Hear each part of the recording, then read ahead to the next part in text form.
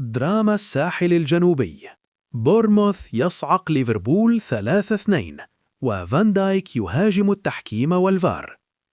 تلقى ليفربول ضربة موجعة في الدوري الإنجليزي الممتاز بعد خسارته الدراماتيكية أمام بورموث بنتيجة 3-2 في مباراة مثيرة أقيمت تحت أمطار غزيرة على الساحل الجنوبي، وشهدت جدلا تحكيميا واسعا في لحظاتها الأخيرة.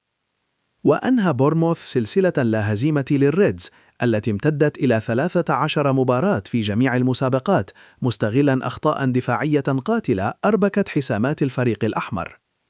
وافتتح أصحاب الأرض التسجيل عبر إيفانيلسون، مستفيدين من خطأ في التغطية الدفاعية كان فان دايك طرفا فيه، قبل أن يعزز أليكس خيمينيز التقدم بهدف ثان في الشوط الأول.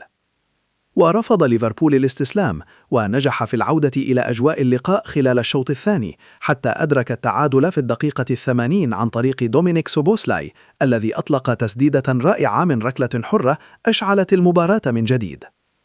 لكن الإثارة بلغت ذروتها في الدقيقة 5 من الوقت بدل الضائع، حين ألقى جيمس هيل رمية تماس طويلة تسببت في ارتباك داخل منطقة جزاء ليفربول، لتصل الكرة إلى أمين عدلي الذي سددها بقوة داخل الشباك، مانحا بورموث فوزا تاريخيا.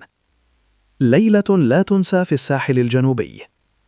تحت المطر وبين صافرة البداية والنهاية، عاش ليفربول واحدة من أكثر لياليه قسوة هذا الموسم.